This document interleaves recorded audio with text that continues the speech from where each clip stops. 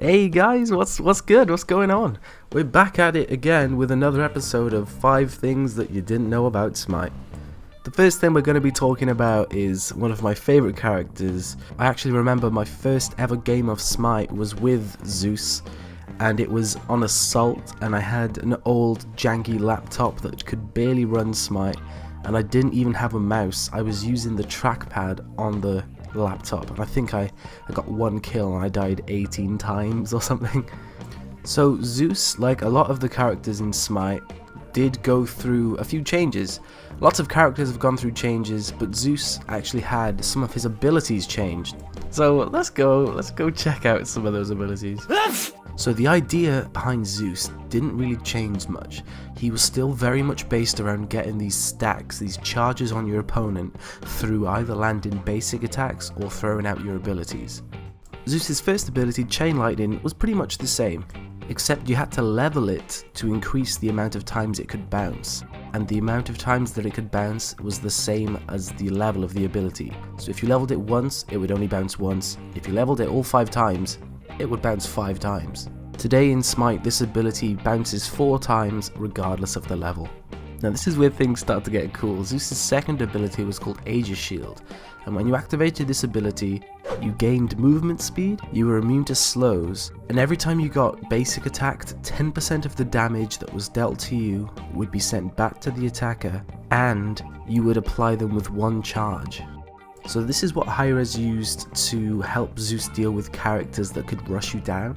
Characters like Arachne or Fenrir, characters that did really well up close, because you'd be scared to attack him because of the damage that he would reflect back to you. Also, you'd be gaining charges if you're basic attacking him. So all he's got to do, let him hit you a few times and then activate his 3, and you take a lot of damage. Speaking of activating your third ability, let's talk about that a little bit. It was pretty much the same, except back in those days, if you had 3 charges on someone, you didn't just slow them. Oh no, they would get stunned for a second. And honestly, that was probably the thing that made him the most scary, because you could hit someone a few times, maybe they'd hit you back. So let's say you hit someone twice, maybe you bounce a charge on them twice or something, and then they come up to you and basic attack you. Well, boom, you've already got 3 charges on someone. Then what you do, you just throw down the ultimate, hit 3, they're stunned in your ultimate for a second, guarantee 1 or 2 hits more from your ultimate. It was pretty scary stuff. Oh, and I forgot one thing. I'm not sure how important this is, but you never used to be able to move when you were throwing out your ultimate. So, okay, let's talk about Nisha and Awilish. Both of these characters have abilities that make them very, very unique. For Nisha, it's his third ability called Amilary Sash. I can't say that word. The cool thing about this ability is during the dash, Nisha is untargetable. He cannot be damaged in any way, shape or form. This is very similar to Awilish's second ability, Feather Step. During the animation of Feather Step, you are, very similarly to Nisha's Sash ability, untargetable. That means you can avoid damage, you can avoid stuns, you can avoid pretty much anything. The only thing that you are unable to avoid would be a tower shot. Okay, now this one's pretty cool. If you've been playing Smite for a long time, then you might know about this little Easter egg. Back in the golden days when the Zeus map used to look like this, there was a speed, damage and mana buff on both sides of the map. There used to be a frequent visitor. Jesus. Yep, that's right. This guy used to visit you on the Zeus map. His location used to change a lot, and for some reason they decided to use the Potato Jesus, I'm not sure if it was like a meme or something back in the day.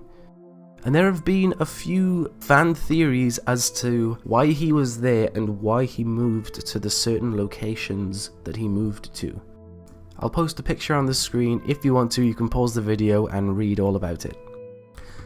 So we're going to stay nostalgic with this one, and we're going to go so far back in Smite that you could actually buy magical and physical damaging items on the same character. You've probably heard of Face Punch Mia. When you build him as damage and you use his passive that gives him the extra 100% more damage on his basic attacks. You run up to someone, you freeze them, you hit them with Polynomicon, and you do a buttload of damage. Well, imagine doing that Oh my God, with crit. What are you? no, no, no. How? Yeah, it was pretty freaking good. So here you are looking at the Archon Thanatos skin, which is the first ever tier 5 skin that was put into Smite. As you can see, as you level, the skin also levels with you. So aside from, in my opinion, being one of the best skins in Smite, this skin is also one of the most expensive. Also, thanks for ruining my shot, Team Favor Booster. So like I said, this was the first ever tier 5 skin put into Smite, and it was available if you bought every single item from the 2015 Smite Odyssey. So you couldn't even buy this skin on its own with gems, you had to literally buy 15 to 20 different items and you unlocked it at the end. And this is pretty much the same as the newest tier 5 skin, the tier 5 Anubis demonic skin, and the Ragnarok tier 5 Thor skin. Was it Ragnarok? Or some Force X, something. It'll be on the screen. But Archon Thanatos actually holds the title for having the most expensive skin in Smite. And apparently Poseidon does too. Cool. And yep, that's going to do it for this video, guys. Thank you so much for watching. If you guys enjoy these facts about Smite videos, let me know by leaving a like on the video. You can subscribe if you are new, if you want to. And I'm going to post links on the screen now to the other facts about Smite videos I've done. Like I said, if you support the channel, it'd be great if you could subscribe. And until next time, guys, goodbye.